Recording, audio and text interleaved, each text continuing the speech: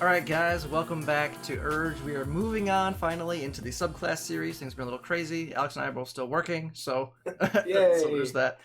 Finally found some time. But if you're new to the channel or to the subclass series in general, what we're going to do is we're going to go through each of the abilities, and then we're going to rate the subclass on its roleplay potential, its combat potential, and its overall class synergy. And this is going to be based on how the subclass improves on the base class ability through the abilities gained in the subclass. So, mechanically. But without any further ado, we're just going to jump straight into this, guys. We have the Oath of Conquest Paladin. So, here we go.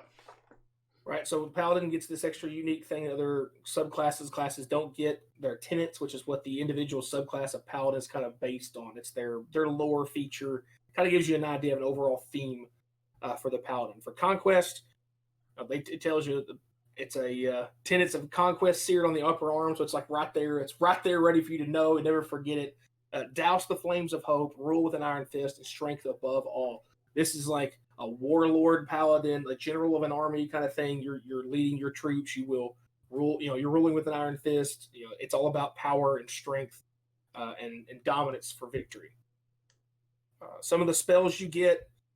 Very much combat oriented again. Armor of Agathis, stuff like command. You do get hold and dominate person and dominate beast. Spiritual weapon is also great for getting some extra damage in as a bonus action. So, nice little collection of spells, almost entirely geared towards your combat side of things as Oath of Conquest. At level 3, we're going to get your Channel Divinity options, as is crucial to being a paladin. The first is the Conquering Presence. Use your Channel Divinity to exude a terrifying presence. As an action, you force each creature of your choice that you can see within 30 feet of you to make a Wisdom saving throw. On a failed save, a creature becomes frightened of you for 1 minute. The frightened creature can repeat the saving throw at the end of each of its turns, ending the effect on itself on a success. And with Frightened condition, guys, if you are unfamiliar with that, it has disadvantage on ability checks and attack rolls, while its source of fear is in line of sight, and the creature can't willingly move closer to its source of fear. So that'll come into play later on. Right. But the second option you have for Channel Divinity that you also gain is called Guided Strike. You can use your Channel Divinity to strike with supernatural accuracy. When you make an attack roll, you can use your Channel Divinity to gain a plus 10 bonus to the roll. You can make the choice after you see the roll, but before the DM says whether the attack hits or misses. So with being a paladin, hit confirming is huge. It's just one more way to make sure you're hitting your targets, which lets you do your Divine Smite and also doing your actual spell smites as well. So you can really stack up some damage. When you need something to hit, you can really just pump it out. Then at level 7, we have the Aura of Conquest. You constantly emanate a menacing aura while you're not incapacitated. The aura extends 10 feet from you in every direction, but not through total cover. If a creature is frightened of you, its speed is reduced to 0 while in the aura, and that creature takes psychic damage equal to half your paladin level if it starts its turn there. At 18th level, range of this aura increases to 30 feet. So, as with your Channel Divinity option to frighten creatures, this goes hand in hand with your Aura of Conquest because you're trying to make sure things are frightened, and you also have spells that you gain from the subclass like Fear that are ways to trigger the frightened condition, and also your Wrathful Smite is another way to trigger consistently that fear condition so that your aura isn't just, worthless most of the time. At level 15, you get Scornful Rebuke. So those who have the dare to strike you are physically punished for their audacity. Whenever a creature hits you with an attack, that creature takes psychic damage equal to your charisma modifier if you are not incapacitated. So anytime anyone hits you with an attack, it's just a passive ability, which I do like. Like passive abilities, you don't have to take the time to worry about your action and bonus action every turn when you can't do stuff. So just it's a passive ability, not a ton of damage, as your charisma modifier definitely won't be your highest stat, but is your casting stat still as a paladin, so it'll be number you want to get up there.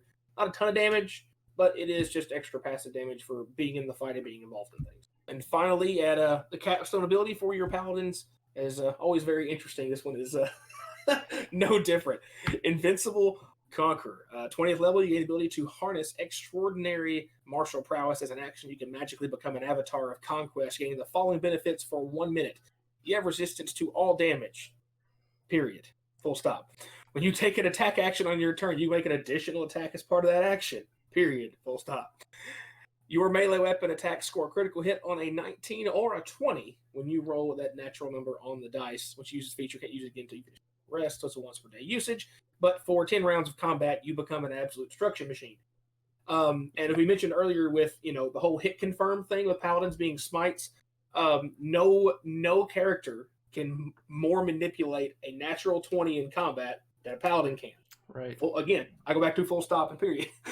Because you get the natural 20, you get a crit, then now I want to choose to use a divine smite with that spell slot to crank out some extra damage. Well, now you go from a 5% chance crit to now 10% chance crit, and you're attacking an extra time every turn. So seems good. Seems really good.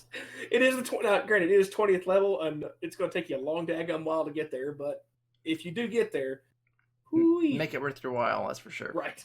Yes. So with that, guys, those are all the abilities that come in with subclass. So we're going to go into moving on to the rating portion of the video. Got there. First up is the roleplay value. So with this, I have to always do the asterisk. We're already assuming that you're going to be role-playing your character, background, lore, fantasy, acting out all of your spell interactions, interacting with the world and everything.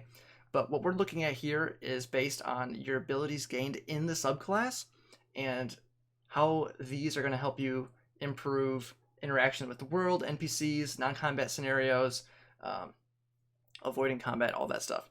So, mechanically, how is this class in the RP side of things? We went ahead with a 2.5 out of 5. We do, with being a paladin, they do have the extra little bonus of their tenets that kind of gives you like a guide as to kind of how to RP this subclass in particular. So we give a little bit of a bonus for that. But outside of that, there's not a whole lot going on mechanically with the RP side of stuff. Yes, it is very flavorful in the RP, but mechanically not quite so much. You do have the Conquering Presence, which can be used in an RP setting as well, because being frightened, you're giving disadvantage on ability checks. So if you're trying to intimidate, for example, or something like that, this is a very good way to do so, and you can do it on a 30-foot, radius around you essentially. And then your other abilities are pretty much more focused on the combat side of things. So hence the 2.5 out of 5 flumps for that. On to my area, the combat side of things, and was very, very, very, very impressed overall with what you get mechanically here. I'm as somebody who mains a cleric, I love somebody else getting to see spiritual weapon. I love the spell. Giving you a use for your bonus action as a martial class. Sometimes you don't have a lot of good uses for your bonus action, so getting a use for that is nice. Being able to dominate a beast or a person in combat and make them fight for you is huge. Granted, it wouldn't be maybe as effective as for a sorcerer, warlock, wizard casting it or bard because maybe your charisma won't be as high. Easier to save that but still very effective with what the spells you get. And of course, Hold Person is the best level 2 spell in the game. Period. Full stop. There's a reason why 3 of our 4 party members have it in our campaign. As my DM shakes his head and really hates it.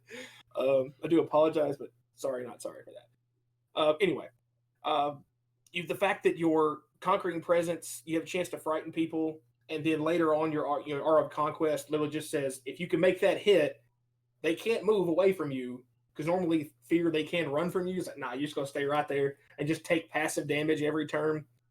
Doesn't scale well as far as chance to actually make it happen. But when it does, it's going to be bad for them. Of course, Guiding Strike is something very similar. For if you watched our War Cleric video, it's a very similar thing that they get. It's a +10 chance to hit. But again, as Paladins love their hit confirms, just choosing to, I was like, you know what? Once per short rest, I'm just going to make myself guarantee I hit this thing. Sure, because an extra +10 based on top of what you're already swinging at, really, really good. Scornful Rebuke, not a ton of damage, like I mentioned earlier when I read the ability, but it is passive, it is free, and you're going to be in the thick of things as a paladin anyway. So overall, maybe a little lackluster, but still there. Right. And we've already kind of covered how ridiculous you can be for 10 rounds of combat if you can get to level 20 and pop Invincible Conquer. Right. It's an extra attack. You take half damage from all sources and double your chance to crit than from normal. Overall, we went with a 4 out of 5. Mostly, I think what we thought maybe held this thing back from being a higher score was that your spells that you can use, your hold, your dominates, you're not going to have it won't be your max stats, won't be as effective as they could be otherwise. and the fact that you're conquering presence, stuff being frightened again kind of ties back to your casting stat there. Won't scale as well as far as chance to happen as Right. often. And you have and to then use an ability to activate it. right It's to not make just right. most of the It's not a paladins passive aura, right? are just always there, but you know you're having to activate it. Right. So kind of lackluster on there, and also your top end is pretty lackluster. I would say the level 15 is yes, Yeah. it does damage regularly, but it's not going to be a ton of damage. And also level 20, we say this a lot. Most campaigns don't ever make it to level 20. Right. So unless you're just playing like a one shot or a short campaign that's just everyone at a high level, you may never even see the top best ability that's on here. So We've been just playing for a another long, asterisk. long time in our main campaign, and we're sitting at 11. Yeah. A long time. For sure. With that, we'll move over to the final area of talk about in-class synergy. And overall, I think we both agree this one was pretty well synergistic, both within itself and within its main base class as well. Yeah, for sure. I know when it comes to synergy, a lot of stuff you're looking at, you have your channel divinity options, you have your laying on hands, you have obviously your spells have some synergy. Like for example, in this subclass, the fear spell and your like some of your smites that can proc your frightened condition are going to synergize really well with the aura you gain. So there's some synergy going on even within the subclass between its abilities. Guided strike, being able to hit confirm, is huge in paladin. So having the ability to make sure you hit plus 10 to hit, I mean, on top of whatever your proficiency is, and you're probably going to be hitting most of the time. If you roll anything decent, you're just confirming that you hit, because maybe you just really need that clutch hit and you just pump out your divine smite and a banishing smite or something that you really need to make sure it hits. Stuff like that, that you can really get in there and make sure your class is doing what it's supposed to be doing, which is getting the thick of things with your all armor proficiencies, with your martial and simple weapon proficiencies. You're just able to get in there, do a lot of damage, getting the ability to just pump out the damage, get in there. People hit you back, they're taking damage. So it's encouraging you to get into there with your heavy armor or whatever that you have, take some hits. You're taking lots of hits, you gain resistance to all damage. So it's pretty synergistic all around. I think pretty much everything is has some synergy with the base class and even within the subclass itself. So we went ahead and gave it a 4.5 out of 5. The only reason we didn't give it a 5 is some of these things are very situational. And again, higher top end makes it kind of hard, and also your level 15 ability again is pretty lackluster and doesn't. Yes, it does kind of encourage you to get into the thick of things and take damage, but if you're taking 20 or 30 damage in a hit and you give something back 4 or 5, I don't think it's really that big a deal. Over the course of a combat maybe, but it is what it is on the synergy side. Right. I mean, ultimately, everything does kind of weave in pretty well together as a whole. Again, just maybe some things you would like to be more efficient. You would like for that fright and aura to maybe have some other kind of thing that happens all the time instead of having to be triggered on. Right. But overall, pretty well weaves in together and kind of makes sense. While flavor wise, I think it breaks away from maybe traditional thoughts of a paladin as far as subclass flavor and theme. Right. Just a more combat focused paladin, it still feels like it's right on the nose. Right. Well, guys, that's going to wrap it up for this one. If you enjoyed the video, please remember to like, subscribe, hit the bell notifications so our new videos come out. Let us know in the comments down below if you've played as a paladin at all. We love to always hear your stories or played with a paladin. It's always interesting to hear those. So let us know down below. And as always, guys, thanks for watching.